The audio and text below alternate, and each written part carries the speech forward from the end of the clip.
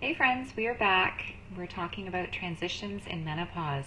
And we have so many things going on, and you might be experiencing hot flushes, mental fog, your body's changing, some sort of other life transition, career, whatever, and so much more. But surprisingly, really one of the most common challenges um, that I see in perimenopausal and menopausal women is really how strained communications can become at this time in our lives. Everything seems to be bubbling up, affecting our relationships with our loved ones. We're going through physical, emotional shifts. We're reevaluating our lives. Our priorities might be shifting, and it can be confusing to the people that we love. Um, and that creates challenges in connection, right? But here's the thing, understanding these challenges and really learning how to communicate and navigate them can be a real game changer. We can't do everything, but we can try at least one small thing. So I'm going to talk about three things today, and pick something and just try one of them and see how that works out. So let's deepen our connection and our understanding by using open and honest conversations, practicing active listening and empathy, and setting mutual expectations. So before I get into those, I'm Nancy Brooker, the Living in Yes coach for women navigating the challenges of menopause. Of course, it's a time in our life of great changes, but we all deserve to feel empowered when it comes to our health and our bodies and our relationships, our life goals, and just really to love who we are becoming. So I help you tap into your inner strength, let go of your self-judgment, and trust yourself so that you can navigate menopause with confidence and grace and really feel good in your body and find joy and fulfillment in your unique journey of possibilities. So let's get to it. Number one, deepening your connections with open and honest conversations. Now, this, uh, isn't as easy always as it sounds, but open and honest conversations are so important because they help foster understanding, and they really help build trust and an authentic emotional connection with somebody. So, what are some tips for doing this? Well, number one, choose your place and your time, right? When you are rushing out the door or rushing back in the door after work, and you're trying to get dinner on, and you're the garbage needs to be taken out, and the kids are needing help with their homework or whatever is going on, that's not the time. It's too stressful. We need to create a calm and private space to have these important conversations. We want to minimize distractions, and we want to avoid really talking about topics like this during moments of high stress, or when we're in overwhelm or anything like that. We want a calm, safe space. Make sure we use I statements. So framing our thoughts with I statements helps express how we feel without placing blame on somebody else. So maybe we've been, I don't know, experiencing mood swings because we haven't been sleeping, or maybe we haven't been sleeping, and we're really of course I get grumpy when I don't sleep. So you could say something like, I've been feeling a bit overwhelmed lately, and I could use some extra support. Could we talk about how that might work? Rather than saying, you're not understanding, you don't understand what I'm going through. See the difference there? One is more empathetic and encourages collaboration, whereas the other one is a little bit more blaming, right? The other thing, use active listening and empathy.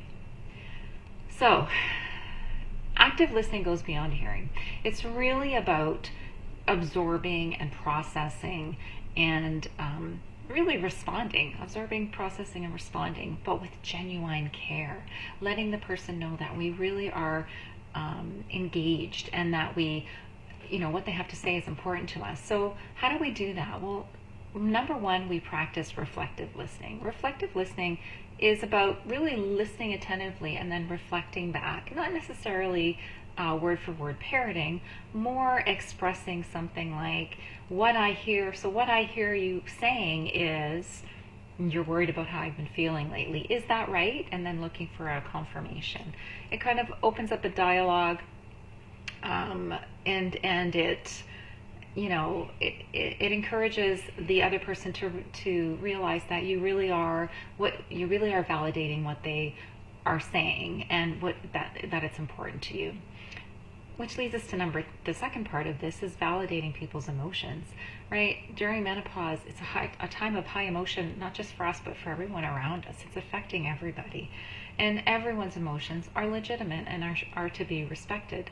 So instead of, we wouldn't want anyone to brush off our feelings or emotions. So instead of doing that to somebody else, we could say something like, I can understand why you might be feeling that way. It's a lot to handle, and I appreciate you sharing that with me. And that can then lead into another conversation.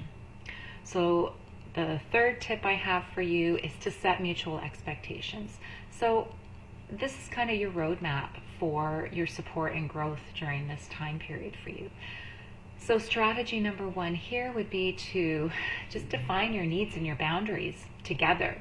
So sit down and have a discussion about it. And I would actually think about it first before you sit down and do that. Like, what are your needs right now? Maybe you need a little bit more space to do some extra self-care or whatever that might be for you. Maybe you need some specific form of support that you want to ask for. Maybe you need to adjust the routines a little bit. Maybe you adjust who's responsible for what during what time of day. I mean, if you're not sleeping at night, maybe somebody else, maybe your partner could get up a little bit earlier with the kids, something that you might have done before, and you can take over one of their responsibilities, a little bit of sharing, right? It's a way to proactively address potential conflicts. And then you want to follow up, have some regular check-ins, weekly, whatever. Schedule date nights. That's always a great check-in. Or just a quick chat. It doesn't have to be anything super, what's the word? It doesn't have to be super, focused and concentrated and organized and that sort of thing. It can be just a casual check-in to see how things are going. So the bottom line, as always, life shifts, and so can you. Menopause is a groove, not a grind.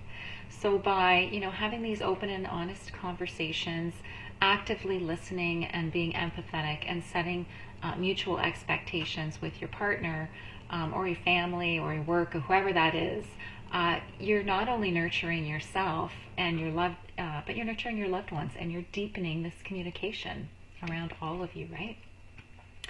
So remember, you can shape your journey through menopause with confidence. And, let's work together to craft your menopause vision statement. What's next for you in this part of your life? And what do you need to get yourself there? How's that going to work? Turn that into reality. So now you can, rock your life and live in yes. And if you're ready to begin, then schedule your consult. Let's chat.